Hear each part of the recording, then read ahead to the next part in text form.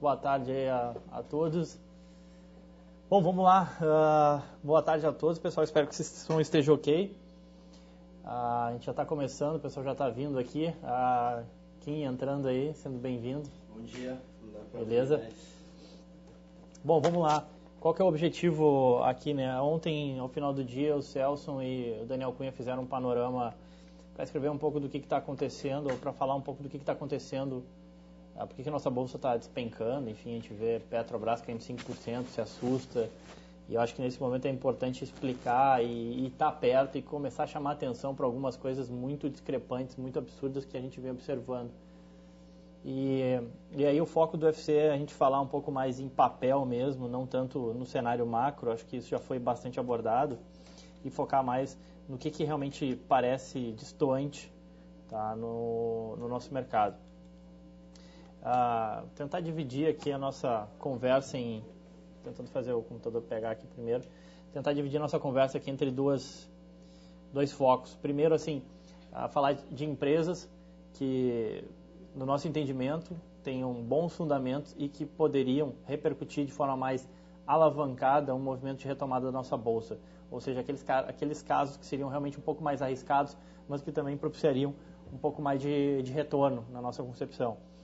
No primeiro momento, falar dessas empresas, e no segundo momento, falar de empresas que seriam menos alavancadas a um rebound, digamos assim, a uma melhora de bolsa, mas que também tenham bons fundamentos. E por que isso, né? Dividir entre esses dois tópicos? Porque da mesma forma que a gente vê muita coisa discrepante chamando atenção, muita coisa absurda realmente chamando atenção, sendo muito mal precificada em bolsa, coisas que a gente já observou em outros momentos de crise exacerbada, de exagero de mercado.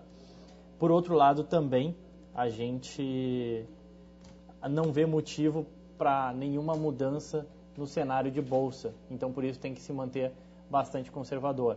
Então, tentar dar essas duas opções para vocês, tá? Eu espero que o som esteja ok. A gente não estou conseguindo acessar a internet aqui. Essa sala é realmente muito ruim para a gente ficar fazendo UFC aqui. Não é a sala que a gente está acostumado a trabalhar, né? Então a internet aqui às vezes não funciona. Mas enfim, já vou, não sei quais são as perguntas de vocês, mas já vou abrir comentando uma que eu acho que é totalmente discrepante, totalmente absurda. Antes de passar a bola para o Kim, enfim, o Thiago estava numa entrevista aí hoje e o Celso já está chegando aí. Primeiramente, chamar a atenção de Vale. Acho que Vale é totalmente absurdo o que está sendo colocado no preço da Vale hoje. Basicamente, o que está sendo colocado no preço da Vale é o seguinte: o business de minério de ferro no mundo ele é inviável. Simples assim. Por que eu digo isso? Porque na medida em que a Vale negocia abaixo do seu valor de patrimônio, a justificativa econômica disso seria o seguinte: olha, a situação vai piorar tanto, tá, que a operação de minério de ferro da Vale vai destruir o valor, ou seja, ela não vai conseguir gerar um retorno suficiente que pague o seu custo de capital. O que seria um custo de capital da Vale, né? A Vale ela consegue pegar empréstimo lá fora, ela não precisa ficar dependente só de bancos brasileiros, ela consegue captar lá fora, pagando taxas de juros muito baixas. Então o custo de captação dela é baixo. Ela até me fez uma emissão agora recentemente, pagando internamente numa debênture, pagando IPCA mais 6%, que é um custo elevado comparativamente ao que ela consegue lá fora. Mas em geral o custo médio de capital de terceiros da Vale não é muito elevado.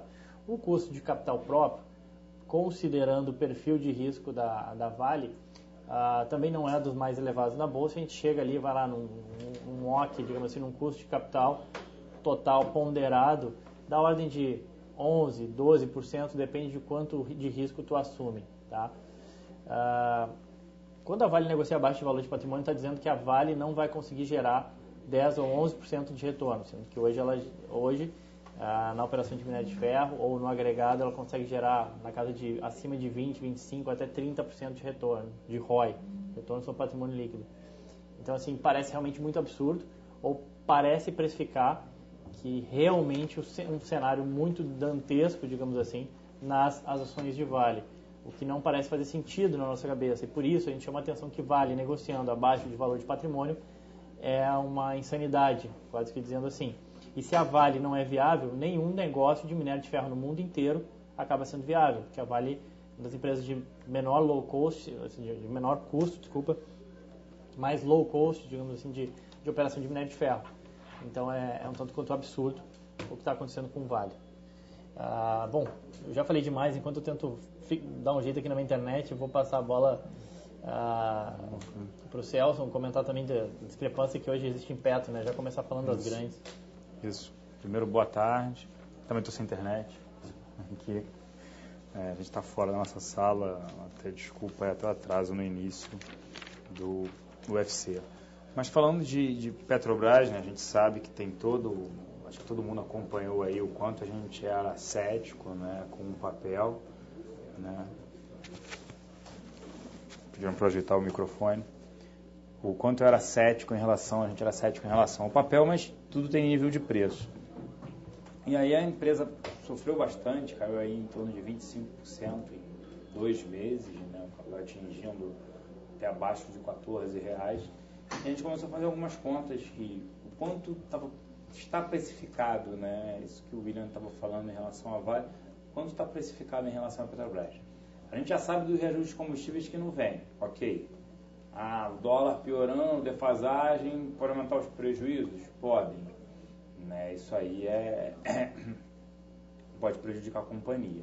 Só que aí vamos olhar ao lado, quer dizer, digamos assim, imagine que a empresa fosse ser liquidada, né, como a gente olha real estate. Então a empresa está negociando a 0,53 vezes o book, o patrimônio. Então, quer dizer, as sondas não têm valor, as plataformas dela não têm valor, os ativos dela, os blocos de petróleo não têm valor. Esse é o primeiro ponto. Segundo, crescimento de produção. Os dados de dezembro vieram ruins, mas isso acho que já era conhecido do mercado. O principal bloco de exploração de petróleo Campos representa 80% da produção da companhia, está em declínio. É normal, quer dizer, se você não tem novos blocos, novas prospecções de petróleo, você chega num momento que esses blocos eles se tornam maduros e depois eles entram em declínio pela própria utilização. Você precisa jogar mais água para tirar mais vazão. Por quê? Porque a vazão vai diminuindo, você vai explorando aquele bloco, isso é normal. Então, assim, as novas descobertas, Libra, outros blocos que estão entrando em operação, não só vão vir com vazões de petróleo positivas, quanto vai dar um incremento de produção. Então, acho muito difícil, eu sempre fui cético em relação à Petrobras, acho muito difícil que não tenha incremento. Ontem, no Jornal Nacional, a própria Graça falou, eu concordo, esse ano você pode ter um crescimento, dependendo do período final desse ano, de 8% em relação ao ano passado. Por quê? Porque você teve 7 plataformas entrar em operação no passado, esse ano tem mais 3. Então, o problema não é a produção, a gente acredita que a produção ela entregue. E entregando um aumento de produção, eles imaginam até 2020 dobrar a produção da Petrobras, eu acho que isso é possível. O problema vai estar no CAPEX. Mas nesse nível de preço, a gente montaria, não quero ir direcional, ou quero só comprar um pouco, compra 25% do que você gostaria, faz uma operação estruturada, um financiamento, que a gente está discutindo até com o Guto já enviou isso, o próprio Milton também. Então faz um financiamento, quer dizer, não vamos também ir full, não agora para comprar não, a gente em nenhum momento falou isso. Só que a gente acha que chegou no nível de preço que vale a pena, tem uma oportunidade. A gente falava em dezembro da Bolsa Cara, de entrar um ano difícil, taxa de juros, o mundo desacelerando. Agora a gente está falando, cara, o excesso, né, acho que até já me alongando, mas como é que assim, BR-Malls, uma prévia de BR-Malls faz o papel subir 5,5. Isso é excesso, quer dizer, o mercado bateu muito no papel. BR-Malls, grande percentual de acionistas é estrangeiro, então sai vendendo, quer dizer, ontem quando eu estava falando com um bate-papo com o Daniel Cunha, né, por volta ali entre 5h15 e 6 horas, a gente estava discutindo isso, e até um assessor perguntou, poxa, quer dizer, fundamentos, vocês estão falando de fundamentos, ok, o fundamento vale a pena comprar, mas por que o investidor estrangeiro vende? Então, quer dizer, o investidor estrangeiro ele vende não só porque ele tomou saque, como decisões estratégicas. E vem uma estratégia lá de fora de falar, vou reduzir emergente, vou reduzir China, Índia, Rússia e Brasil, Turquia, não vou discutir. E por mais que aqui o asset baseado, até alguns baseados aqui falam, poxa, mas está muito barato isso, e fala, eu não quero saber, você vai vender. Eu trabalhei numa estrutura que tinha um investidor estrangeiro e ele falava, reduz posição em 10%. Não tem muita discussão no fundamento, mesmo que a gente argumentasse, poxa, mas agora que ninguém quer, a gente quer comprar.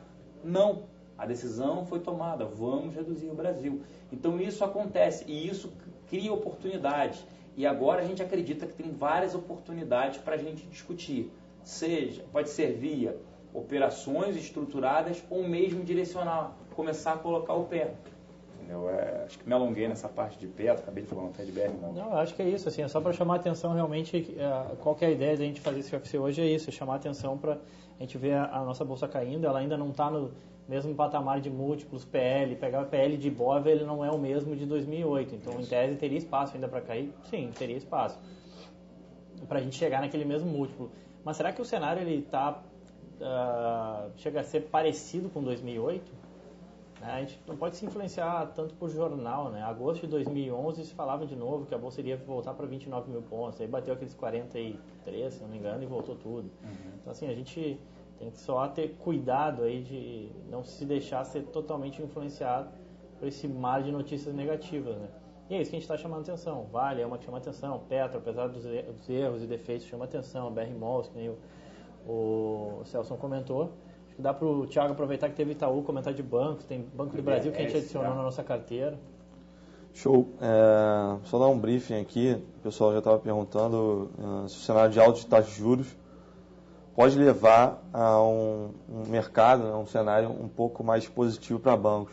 A resposta é sim, né? Mas a gente pode pensar em dois horizontes de tempo, né? Separar o que é influência de curto prazo no hike de taxa de juros e influência de médio e longo prazo. Você tem no curto prazo uma marcação em mercado desfavorável, né? Ou seja, desde o segundo semestre ali de 2013, você tem uma disparada de taxa de juros e o IDI, taxa de juros básica, né? E o IDI acompanhou, lógico. Então, isso acabou influenciando negativamente a marcação em mercado dos ativos que as instituições financeiras elas têm que deter para, enfim, fazer todo o seu modelo operacional, que é baseado em casamento de fluxo de caixa, e também a margem financeira com o mercado, na verdade. Você tem um cenário um pouco mais volátil, a tesouraria também, pelo fato de carregar esses títulos e negociar alguma coisa no mercado, ela se torna um pouco mais volátil, né? Então, qual é o melhor cenário para um banco, uma instituição financeira? Primeiro, sem volatilidade de taxa de juros, seria o melhor cenário, e com uma tendência de elevação. Então, é o que a gente está vendo agora. Não existe mais tanta volatilidade assim no DI, mas uma tendência de expansão. Então, o resultado de carrego desses títulos é mais favorável.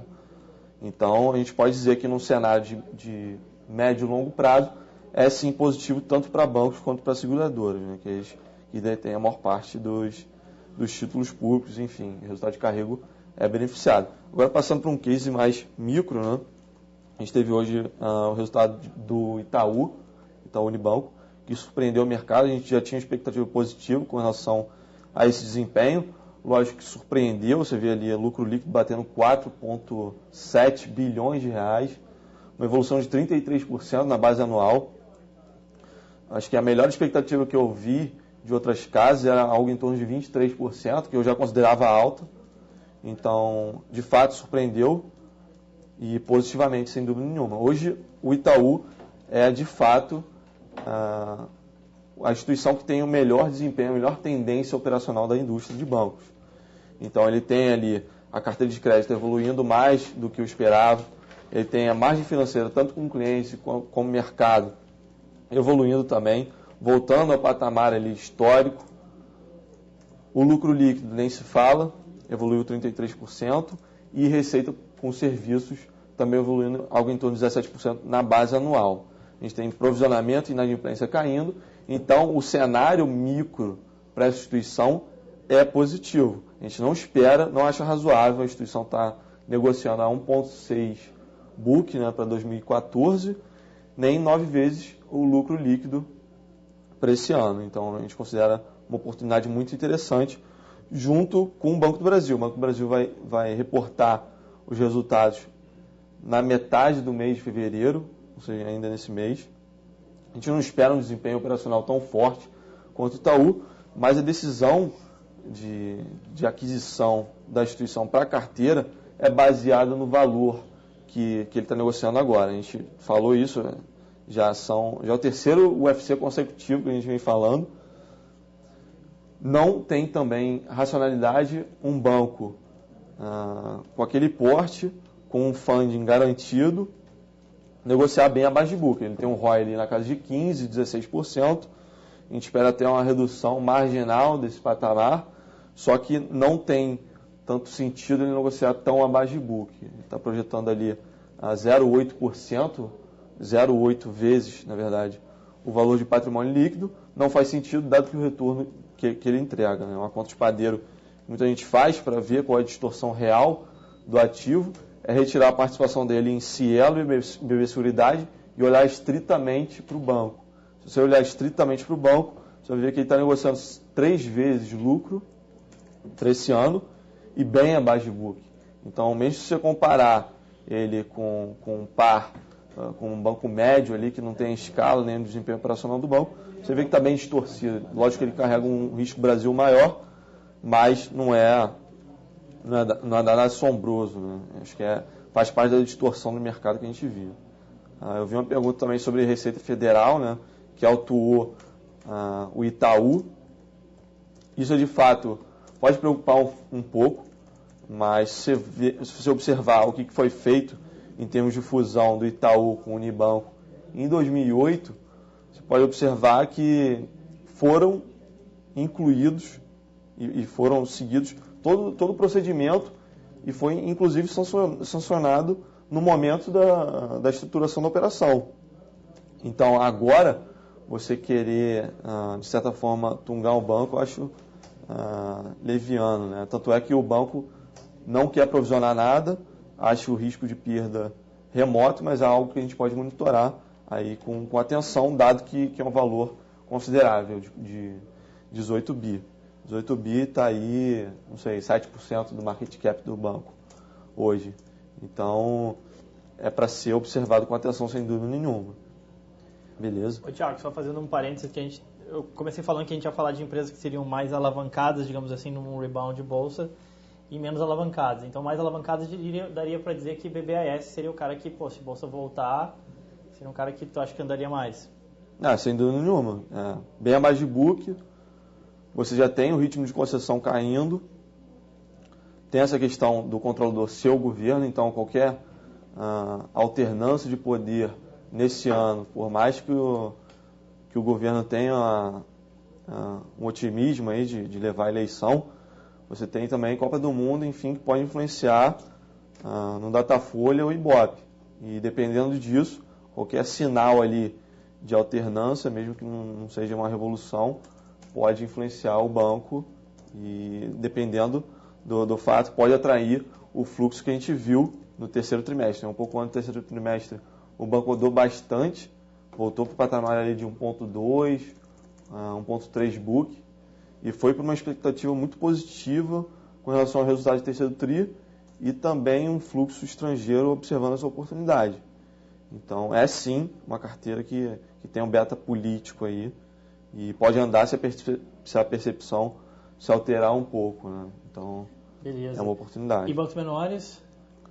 Bancos menores eu ainda fico de fora um pouco, porque nesse período de taxa de juros elevando, ele não tem tanta possibilidade assim de repassar spread. Então, o custo de captação dele aumenta e ele não consegue repassar isso em termos na ponta de final para o cliente, né?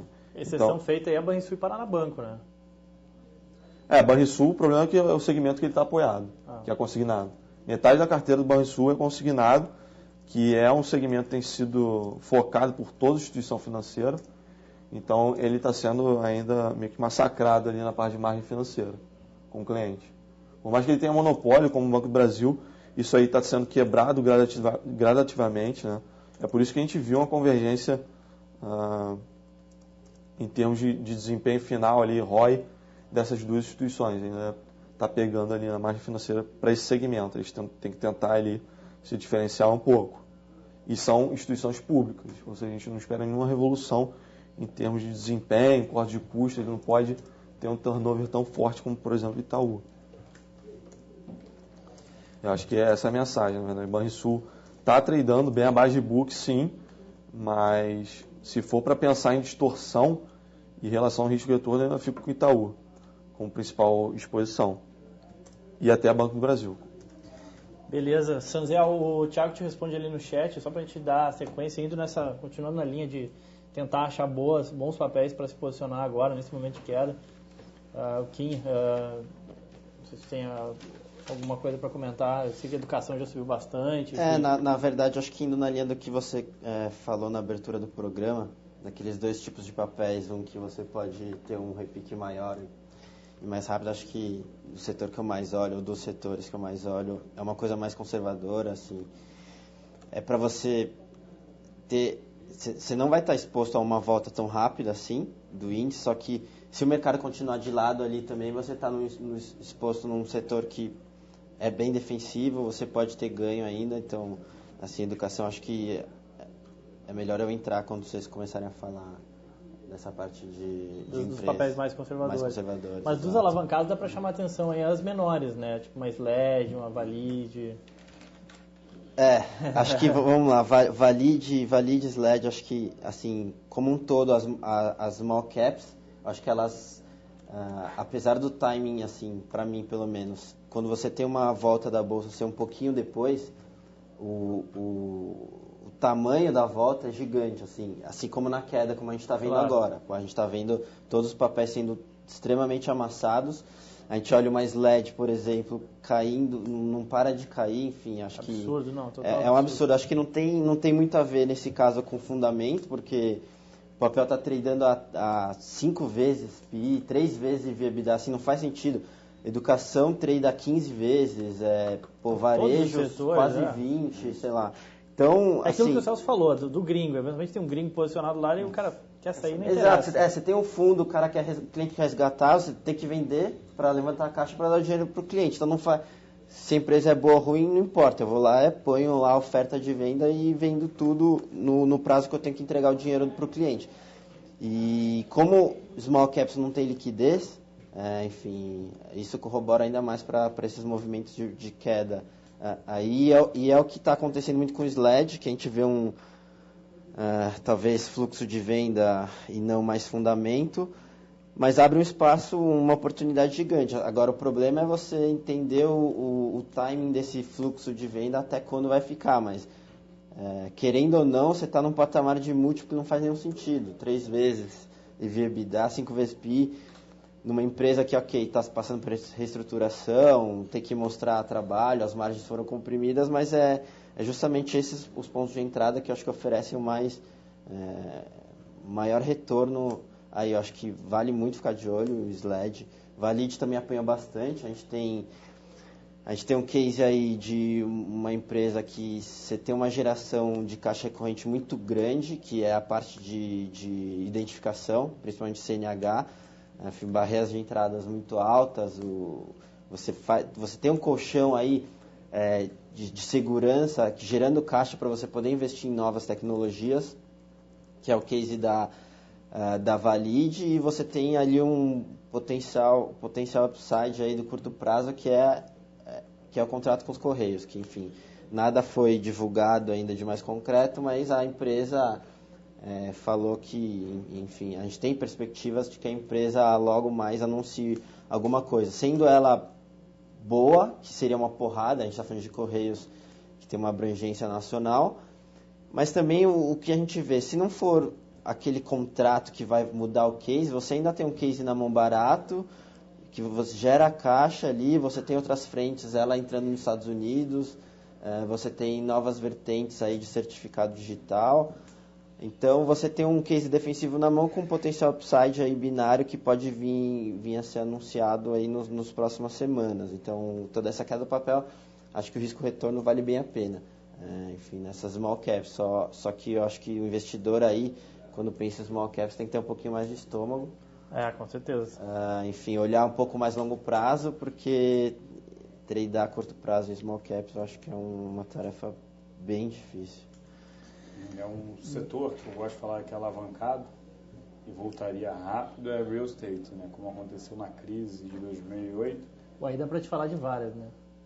Aí dá para escorrer aqui absurdamente, mas na crise de 2008, tudo bem, foi muito mais acentuada a queda desses papéis, vários negociaram a 0,20 do book, né, 20% do valor patrimonial, e, obviamente, empresas quebraram também.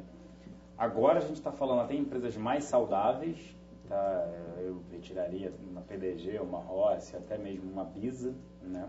Teve até essa discussão de fechamento de capital, dado o nível que a empresa chegou a negociar 0,20 do book, né? Não faria sentido nenhum mantê-la aberta, e aí foi para 0,30 do book, mesmo assim. Mas uma Even, por exemplo, que a gente já destacou, incluímos na carteira mensal, né?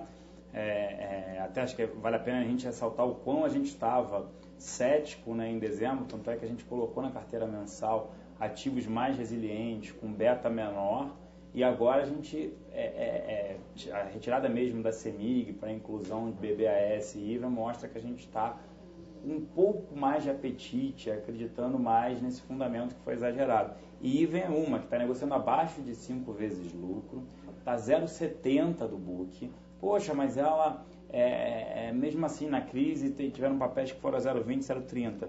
Ela entrega um ROI de 15%, então não é tipo uma MRV, que a gente também gosta, mas entrega um ROI de 11% e negocia 0,90 do book. Essa negocia 0,70, entregando um ROI de 15%, então faz todo sentido ela corrigir, né? Ela não precisa entregar, voltar para uma vez book, que aí você estaria falando em 40% de alta. Estou falando de 30% de alta, pelo menos. Então, é um papel que tem um upside, é justificável por fundamento, a velocidade das vendas, né, o VSO dela foi 23% no quarto TRI, já divulgou a prévia operacional. Então, assim, acho que vale a pena ter esse ativo, seja direcional, né, começando a aumentar uma exposição gradual, ou via até operações estruturadas. Então, para a gente, é um ativo que tende a performar. Vários outros, real estate todo sobe, praticamente, se tiver uma melhora, sim. Né? A gente está até vendo hoje as curvas DIs, né? Os DIs de janeiro 15, janeiro 17, arrefecendo por conta dessa divulgação da produção industrial que não vinha tão baixo desde 2008. E aí uma discussão, então de repente não vai ter esse aumento todo de juros, caramba, extrapolou, exagerou. Então o mercado está muito volátil, está nos extremos, né? Sai uma notícia, qualquer notícia negativa, batem demais. Sai uma positiva, também anda demais, como eu estava citando aqui de BR Malls. A prévia foi boa. Aí sobe 5,5, quer dizer, está exagerado o movimento. Então, óbvio que tem que manter uma cautela, mas a gente já começa a indicar para colocar o pé, para começar a comprar. Como a gente falou, via direcional. Não, o meu cliente está machucado, prefiro que ele não venha direcional, não faça direcional. Tudo bem o movimento, então vamos cotar uma posição estruturada, vamos fazer um mix entre ativos, justamente desse UFC, ativos que a gente acha mais resilientes, que a gente vai entrar mais no detalhe, uma Ambev, uma Cielo, uma BB Seguridade, o Itaú, que ainda tem upside, uma Natura mesmo, com ativos que têm um maior grau de risco, mas também um maior retorno, que estão muito descontados. Banco do Brasil, Vale, Petrobras, quer dizer, até um setor de real estate, colocar uma empresa de real estate. Então, assim, dá para a gente discutir, a gente tem oportunidade, tá? A gente está à disposição, assim, de tempo com vocês para debater mais papéis, para debater mais cenários, tá? E falei de novo bastante. Não, era só para chamar a atenção mesmo, assim, que Even seria uma aposta, talvez um pouco mais arriscada, enfim, ou não. Comparativamente, teve gente que perguntou sobre a Zetec, né? Eu acho que a Zetec é um breve do setor, né? Colocaria já no outro grupo, aquela das empresas menos alavancadas no rebound de bolsa, mas para se estar bem posicionado nesse momento todo aí de aversão a risco. Acho que assim, faltou falar aqui de duas aqui, a SUSB, eu ia chamar a atenção. Tradicionalmente o setor de papel e celulose ele tem um beta mais agressivo mesmo, ele depende muito mais, tem uma correlação muito maior com o ciclo econômico mundial como um todo. Essa desaceleração de China, ela tem pego em cheio, digamos assim, uma perspectiva de continuidade de crescimento do setor ou de melhora de resultados no setor. A Fibria soltou um resultado muito bom, a gente espera resultado bom também de Suzano e de Klabin para esse quarto trimestre. Olhando um pouco para frente, com China desacelerando, preocupa pelo lado da celulose, que poderia também desacelerar um pouco o preço de celulose e, consequentemente, afetar essas empresas. Em contrapartida, a gente já viu esse movimento acontecendo no passado, a gente já viu se falar em sobreoferta de celulose e isso até agora acabou não se efetivando, até porque tem muita planta que fecha a operação, porque ela acaba ficando economicamente inviável, não no Brasil, mas em outros lugares. Então, quando o preço do celulose vai caindo e ele atinge um determinado patamar, ele acaba ficando menos interessante para o cara continuar produzindo.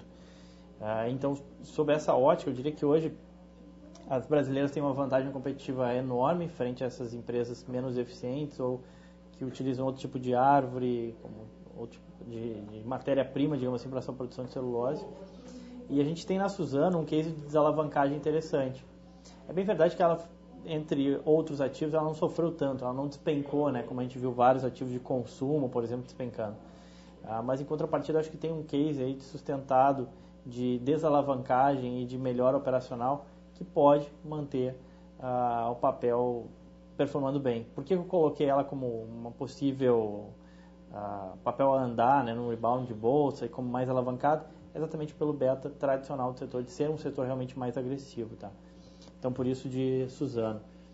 E nas elétricas, né, só para chamar a atenção de algumas que seriam um pouco mais agressivas, mesmo sendo elétricas, eu destacaria aí Copel e CESP, seja porque tem um risco político ali embutido um pouco maior, por isso eu considero um pouco mais arriscadas, e porque alavancadas, né, CESP por conta do preço de energia atual, poderia ser uma beneficiária, seria a mais diretamente beneficiada por um preço de energia alto, porque ela tem energia descontratada para vender esse ano, poderia se beneficiar disso. A Copel também tem um pouco de energia, mas o case de Copel é um pouco diferente, é muito por conta da mudança na política de dividendos e talvez uma resolução em relação a um imbróglio que ela tem com o Estado do Paraná, que remonta aí algo em torno de R$1 bi, que poderia ser definido ainda nesse primeiro trimestre, seria um trigger importante para um dividendo extraordinário na Copel. Então seriam outros dois papéis aí bem alavancados para tentar correr um risco aí de, quem sabe se bolsa andar, esses caras poderiam andar, na minha opinião, mais que o setor elétrico. Então, em termos de empresas mais alavancadas do setor elétrico, seria isso. Thiago, não sei se já comentou BVMF, você quer comentar? O que a gente estava comentando internamente. BVMF agora começa a chamar um pouco de atenção. Lógico, não é nenhuma preferência para Carrego. A gente, inclusive, retirou o ativo em dezembro, substituindo por Ambev. Ainda bem. Foi um bom long and short aí da vida.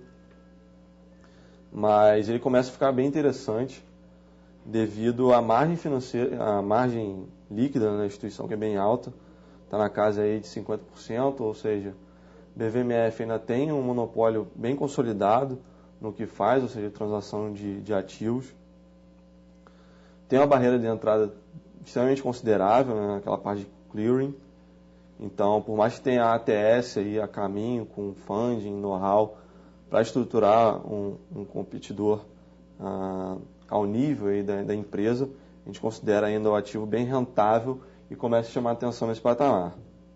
Para ter uma ideia, agora ela está tradando bem abaixo de book, 0,90, mas você tem que considerar também que tem um risco lá na frente de chegar ao CARF e sancionar a decisão desfavorável que ela tomou num primeiro julgamento.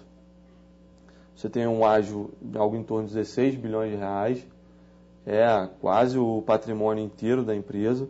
Então, se for considerar uma aquisição imediata ou sem operação estruturada, eu acho já um pouco temerário, né? Ficaria, em termos de preço, sim, que a empresa tem uma margem alta, entrega resultado, tem um payout ali de 100%, um dividend yield de 6%, ou seja, está interessante no case de valor, né? Se você observar estritamente para valor, mas se sua cabeça for um pouco mais de tendência operacional, a gente não pode esperar nada extraordinário para o ativo. Ele tá num cenário aí de elevação de taxas de juros, uma aversão a risco em termos de ativos, né? Você tem uma aversão maior em termos de ativos de risco. Então, não é um cenário positivo em termos de volume, que é volume transacionado, que é, sem dúvida nenhuma, a maior fonte de receita da instituição. Mas, observando aí o que ela tem se desvalorizado nos últimos 3 meses, é algo bem relevante, que deixa abertura aí para um trade de curto prazo. Mas não é uma posição para Carrego, nem é tanto uma escolha segura aí, se você pensar num cenário de 1, 2 anos. Eu não ficaria no ativo. Entendeu? até porque você tem que considerar também que no valuation você tem que projetar ali para 5 anos pelo menos. Então, como é que vai estar a margem da instituição daqui a 5 anos? Como é que vai estar o mercado competitivo daqui a 5 anos? Ela ainda vai deter o monopólio daqui a 5 anos. Então, é algo que você tem que considerar. E ainda tem ali aquele risco de curto prazo, que é a amortização do ágio que ela faz e não está provisionado o quanto ela já bateu em termos de lançamento de despesa desse ágio, que teve a criação quando houve a criação da holding ali de BVMF. Então é algo relevante, tem que ser considerado. Ela não tem nada provisionado nesse sentido, porque ela se sente bem confortável em não fazer a provisão, mas em termos estritamente de valor, ela começa a ficar bem interessante. Agora é questão de fazer conta, né? O que você acha que está embutido no preço, e a gente vai focar um pouco mais nesse sentido. Mas o que está na mesa é isso, principalmente a decisão do CARF e o que ele tem de ambiente para 1, 2 anos a partir de agora. Você não compraria o papel no direcional, mesmo nesse patamar de preços, mas poderia fazer alguma operação estruturada, né? Sem dúvida. Não me parece um racional absurdo ela ter desvalorizado nos últimos 3 meses. Você tem um ambiente muito mais favorável para o case dela. Isso. Está exagerado o movimento.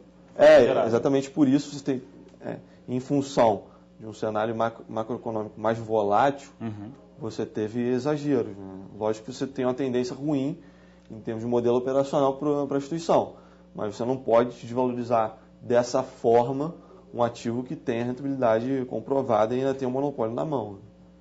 Então é questão de preço mesmo, você vê o que está na conta ou não e conseguir prever aí uma janela boa e o que está se ensaiando aí nesse sentido. Bom, vamos lá rapidinho, só entre as menos alavancadas, acho que o Kim tem alguma coisa para comentar, né?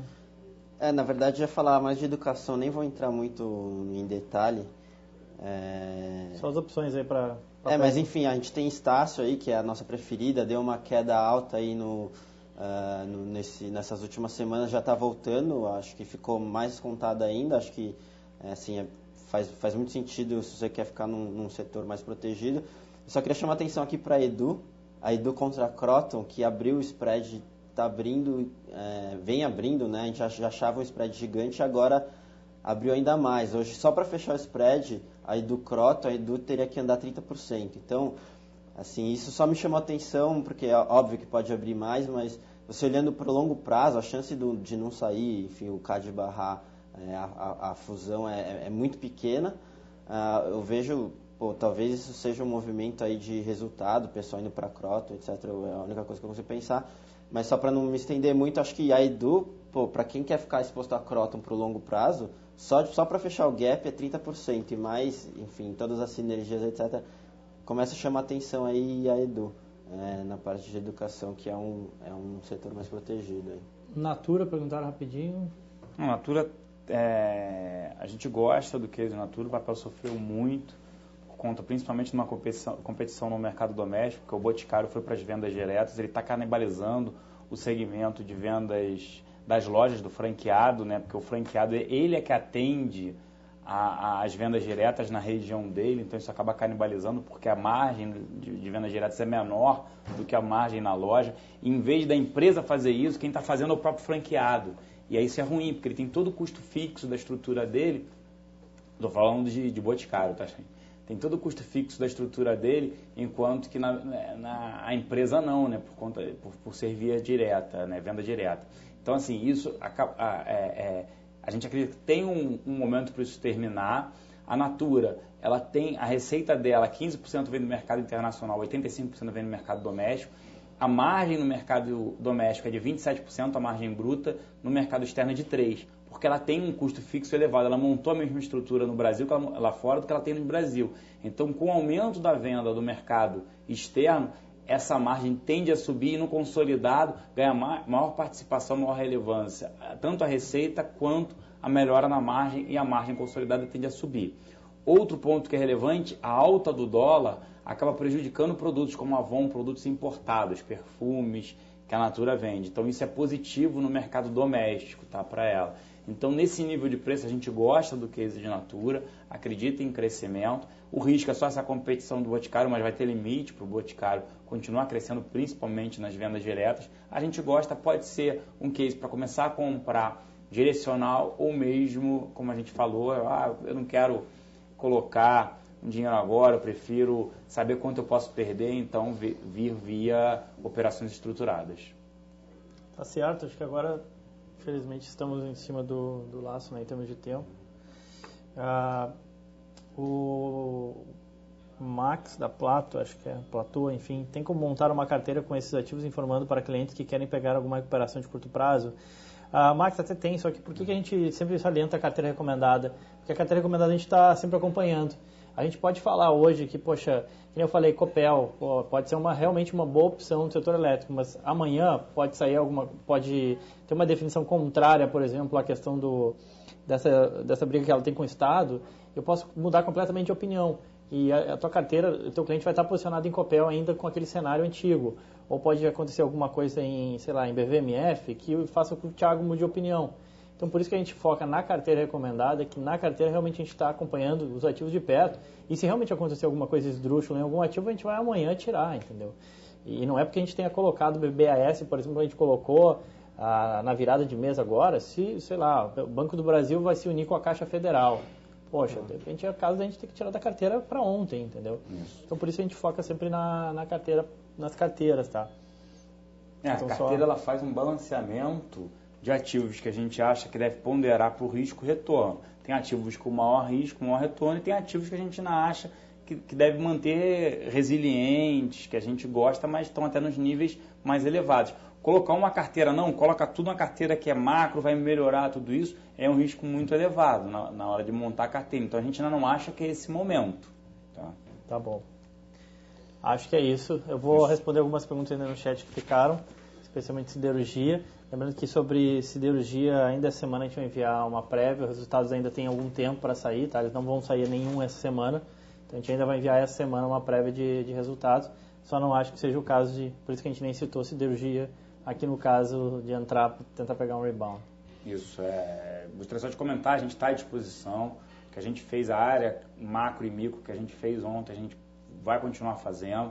É um momento importante que vocês estejam próximos aos clientes, aos seus clientes, né? Todos os assessores. A área, tanto macro e micro, está totalmente à disposição de vocês para tirar dúvidas, para poder ajudar. Essa é a hora. A concorrência abandona os clientes, essa é a nossa hora de estar próximos aos clientes, se informando, dando a mão a eles e auxiliando, porque tem oportunidades. Não é para, não vou ligar, não vou falar com o cliente. Agora é a hora de estar mais próximo ao cliente e informando das oportunidades que eles têm.